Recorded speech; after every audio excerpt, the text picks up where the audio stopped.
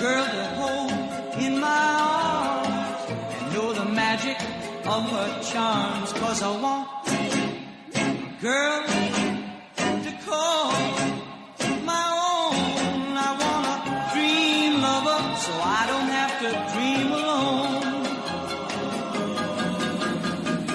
Dream lover, where are you? With a love oh so true, and the hand that I can hold, feel you near as I grow old. 'Cause I want a girl to call my own. I want a dream lover so I don't have to dream alone. Last night saw the opening of the world premiere of Dream Lover, the Bobby Darin musical. It's getting rave reviews, standing ovations, and it's just a wonderful, wonderful show by all the reports you can read. Dream Lover reveals the amazing life of the legendary American singer, songwriter and actor Bobby Darin. Based on an original concept for the stage by a stage play by Frank Howson and John Michael Howson. It's been set then to this musical, and it's a journey of a lifetime. The writer and award-winning films of Boulevard of Broken Dreams from memory. Frank's also had the movie What the Moon Said, and he's now got this fantastic show, Dream Lover, along with John Michael Howson, and it's on in Sydney. I'm going to talk to Frank now to fill us in on what the story's about, how it came about, and I'm sure you'll be fascinated. Frank, a very good afternoon to you. Thanks for taking the call. Yes, how are you? You're lovely to talk to you. Yeah, thank you. Tell me, the show itself, last night must have been marvellous for you. It probably one of the most, I've been to a lot of openings, over the years and done a lot of things, but nothing as magical as this. This musical really affects people on a very profound level.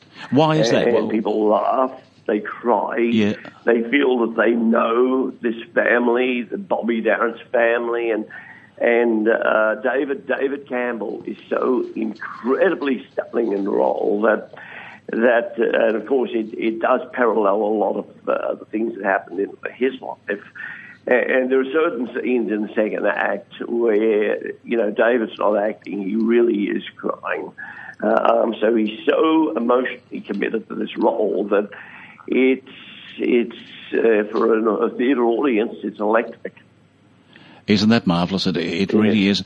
Tell me, it took you and John Michael about, 9 years to get this together, didn't it? Yeah, 9 years, a long time, and we read everything there was on Bobby. We'd seen the Kevin Spacey movie Beyond the Sea, which I thought that Kevin Spacey, although he did a very good job, was too old for the role. Uh-huh. And of course, as you know, a lot of the pathos of Bobby's story is that he died so young. And there were things like they left out If I Were a Carpenter, which Bobby made him do. He was the first one to ever have a hit with that song. And, a lot of big songs like Things and Won't You Come Home, Bill? But I mean, a lot of the big hits they left out. So we sought to rectify that, and then we wrote a script and at first draft, and it got into the hands of Steve Blauner, Bobby's manager, and Dot Darin, Bobby's son.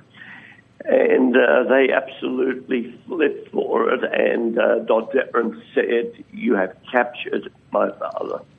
I read that the other night. You put a posting on Facebook about that, and I thought, what a huge compliment to you. I know, and he came out, about 4 or 5 days ago, and he came virtually straight from the airport to the theatre. And after the show, I mean, this is a very emotional show for everyone that watches this. It's an emotional show for me, even though I've written most of it. It's a very emotional show for me to watch.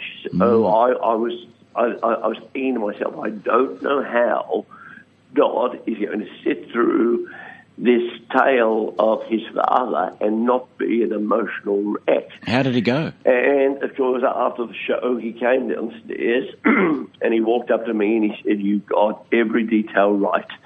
And he said, all my life I've wanted a legacy for my father, and this is it. And then he virtually bowed his head onto my shoulder and cried. So it was, and I actually said to him last night, I said, those words were worth the whole 9 years.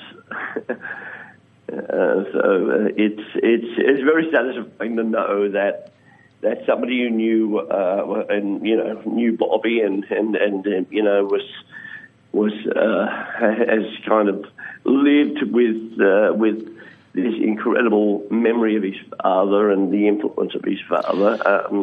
It's pretty difficult to get something that connected to the story to be this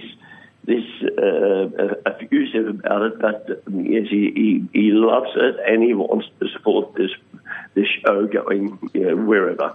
Frank, tell me what the inspiration was behind you taking up the theme of Bobby Darin. Well, I think Bobby Darin is a bit like the Four Seasons or Frankie Valli and the Jersey Boys, which was a huge hit. I think it's just finished its run on Broadway after 12 years. Gee, that's wonderful. And when you think about it, Bobby Darin is pretty much the same demographic. And also, he probably, in reality, probably had even more hits than the Four Seasons. And so, to me, I thought this something will have a lot of appeal. And also, I think it was kind of, I felt that Bobby Darin had been forgotten by a lot of people unjustly. And it's a bit like the Four Seasons in that people know the songs, but they didn't necessarily associate those songs with the act. With the person, yeah. Yes, so that's what I tried to rectify was to set the record straight, and that's a reaction we're getting every night where people go, I didn't realise he had so many hits. And not only did he perform them, but he wrote most of the songs, which again is a fact that many people forget, that he was a brilliant songwriter. Frank, how many of the hits do we hear in the show? Oh, yes, Splish Splash, you hear things like A Walk in the Park, all of those great songs, and Mac the Knife, Beyond the Sea, If I Were a Carpenter, on and on and on. So about 24 or so songs. Yes, yeah. And that is one thing I think that the audience are loving is that suddenly when they hear the songs, you go, oh yes, this song means something to me, but I didn't realise it was Bobby Darin. Yeah. What's your favourite Bobby Darin song? That's a hard one. I say Mac the Knife because it is just such a brilliant production, and he's good for. And Dick Clark, when he heard that Bobby was recording it and going to release it as a single, Dick Clark said, I phoned him and I said, you can't do this. It is going to wreck your career. This is an old Germanic sort of theatre song, and he said, you've got all of these hits as a rock and roller. You do this song, it'll kill your career. And Dick Clark said, well, what did I know? He said it turned out to be one of his greatest hits. Yeah, that's right. It just shows, doesn't it? Do you think that's going to tour? Are we going to see it down here in Melbourne? Given the response that it's had in Sydney and the avalanche of bookings, I think the season is virtually booked out, or if it isn't, it's pretty near being booked out. Let me just say, I'd be amazed if it didn't go somewhere after Sydney, but right. I don't know. It's up to the producers. Yeah, so we have to get hold of John Frost, won't we, and say, listen, we want this down in Melbourne next. It sounds absolutely fantastic. Please. Yes.